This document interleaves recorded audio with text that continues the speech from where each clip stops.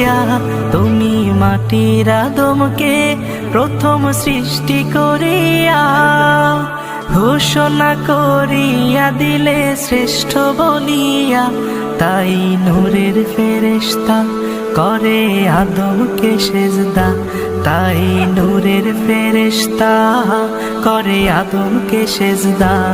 তুমি সবার চেয়ে দিলে মাটির মানুষকে সম্মান।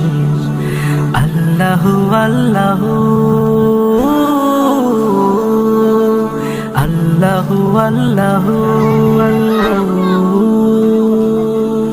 আল্লাহু আল্লাহু